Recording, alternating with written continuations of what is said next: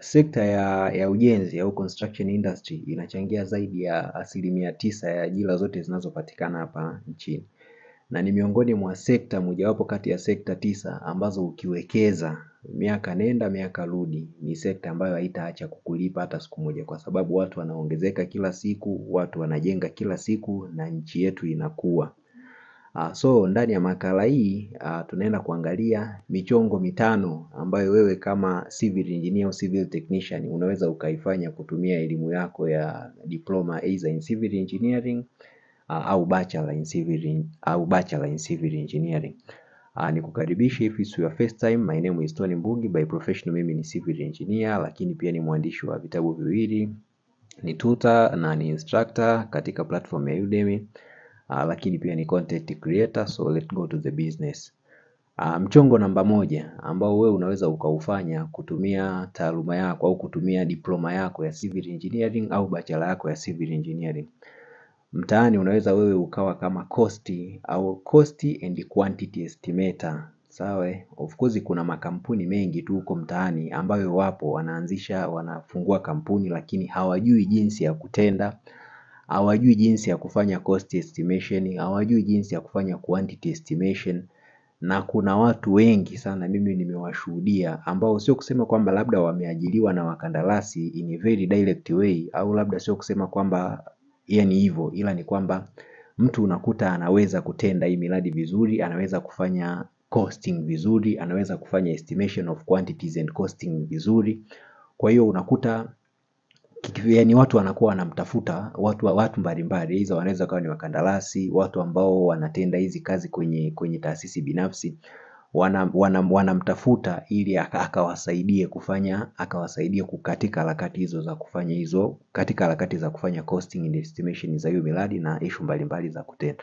So during katika kipindi cha kusoma hiyo diploma yako hiza ya civil engineering au bachelor, kuna somo linaitwa quantity surveying. So kama wewe utakuwa umeiva vizuri, una uwezo wa kufahamu vizuri, una uwezo wa kuestimate quantities vizuri, lakini pia una uwezo wa kufanya costing vizuri, ni fursa mojawapo namba 1 ambayo iko mtaani very open. Sio tu kusema kwamba utawahudumia hao, lakini pia una uwezo wa kuwahudumia hadi wale watu wa architect ambao unakuta mtu anachola michoro mizuri, lakini akiambiwa kufanya issue za gharama watu unakuta hawawezi. Kwa hiyo kama ukijinoa vizuri au kama una skills za kutosha kabisa ambazo ulizijenga huko, au kama at least hata una insights mbalimbali ambazo unazo, unaweza ikawa ni fursa mojawapo ambayo unaweza ukaanza nayo mtaani, ukajiimarisha vizuri na ukajipromote, ukawa unaonesha kazi zako the way unavyofanya, accuracy ya vitu vyako ambavyo unakuwa unavifanya. Ni mojawapo ya sehemu kubwa sana ambayo itakufungulia wewe kupata michongo mingi kuliko hata ambavyo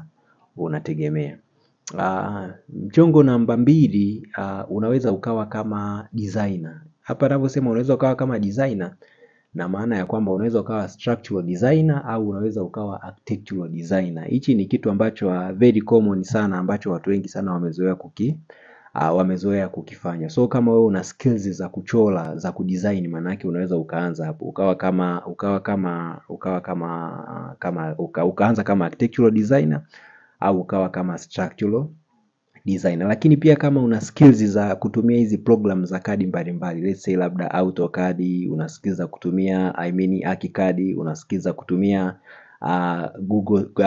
Google Sketch, unaweza au una uwezo wa kutumia hizi tunasema civil 3D. Kwa hiyo una uwezo wa kuwa kama CAD technician. Kuna miradi mingi ya barabara ambayo unakuta inafanyika, wanahitaji mtu ambaye ni CAD technician ambaye atakuwa na uwezo wa kuchora makaravati, ana uwezo wa kuchora zile load structures, lakini pia ana uwezo na kuchora michoro mbalimbali ya kazi mbalimbali ambayo inakuwa iko site. So through hiyo diploma yako ya civil engineering au bachelor yako ya civil engineering, kwa sababu humo ndani mnakuwa mmefanya mambo ya CAD, na wewe mambo ya kudesign. Kwa hiyo wewe kama una skills ambazo ulianza nazo, ulikuwa unazigumu toka unapotoka, ukifika mtaani inaweza ikawa ni kitu kimojawapo ambacho unaweza ukafanyaje, ambacho unaweza ukaanza nacho. Najua kinaweza kisikulipe kwa haraka kama ambavyo iko kwenye quantity estimation kule, ila ukifanya vitu vinavyotakiwa, ukienda kwenye njia zinazotakiwa, ni sehemu ambayo unaweza ukaanza kujitengenezea kipato mdogo mdogo wakati unaendelea kufanyaje,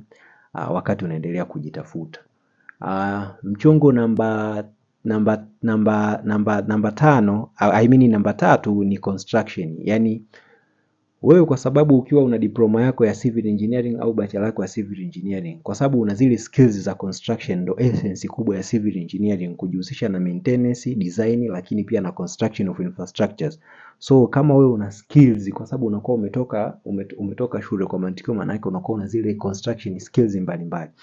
Kwa hiyo unaweza ukatoka ukaanza mtaani kama fundi wa kawaida, kwa sababu unakuwa unajua labda nondo zinakaaje, concrete inachanganywa vipi, kujenga kunajengwa vipi. So unaweza ukaingia mtaani na ukaanza kama fundi, lakini pia baada ya kukaa ukishakuwa tayari umeanza kama fundi tu wa kawaida, unakuwa umemingo na watu, umejenga connection na watu mbalimbali wale wanaotoa kazi. Kwa hiyo utatoka level hiyo utaenda kwa kama fundi nini? Kama fundi msimamizi, kwa sababu tayari unakuwa umeshafahamiana na watu na uwezo wa kupata kazi mbalimbali, lakini pia una uwezo wa kufanya organization, ukawapata watu mkashirikiana nao. Kwa mantiki ukitoka ngazi ya kutoka fundi wa kawaida unaenda kwenye ngazi ya kuwa nini? Fundi msaidizi, fundi msimamizi, au tunasema site foreman. Baada ya hapo, ukitoka hapo unaweza ukawa kama site supervisors. Yani ni fundi msimamizi, maana yake ni yule labda anakuwa kwenye mradi mkubwa, labda amechukua kipande fulani cha kazi. Sasa nikisema site supervisor, maana yake unafanya supervision ya vitu vyote ambavyo viko wapi? Viko site. Na ukitoka hapo ukiwa tayari umejenga experience, maana yake unaweza kuwa kama site inspector, na baada ya hapo unaweza kuwa kama project nini? Kama project manager. Hivi vitu vyote vinawezekana kama nilivyovipanga, kulingana na experience uliokuwa nayo, lakini pia kulingana na connection unayojenga, lakini pia kulingana na kazi zako unavyozifanya, unazifanya kwa ubora kiasi gani. Mimi kuna watu nimeshawahi kukutana nao, mtu anakuambia mimi niliajiriwa hapa, lakini saizi nimeacha, nafanya kazi zangu tu binafsi. Na kazi hizo sio kusema kwamba labda ana kampuni, hapana, ni kwamba anaenda tu kwa kufuata mlolongo kama huu, kwa sababu alijenga connection fulani, alikuwa na watu fulani pale, kwa hiyo saizi wanamwamini, akifanya kazi anakuwa anazifanya vizuri. Kwa hiyo mwisho wa siku anakuwa kama anapewa mradi vizuri, anakuwa kama site supervisor, ana timu yake, ana wamobu hapo chini, anafanya kazi, anapata anavyopata, mwisho wa siku maisha mengine anafanyaje? Yanaendelea. Yani nikisema hivi inamaanisha kwamba hata ile miradi ambayo tunasema ya force account, maana yake ina fall kwenye kategori. So wewe kama umeji-equip vizuri, una construction skills zilizoshiba, zilizosimama, maana yake unaweza ukaitumia hii kama nini?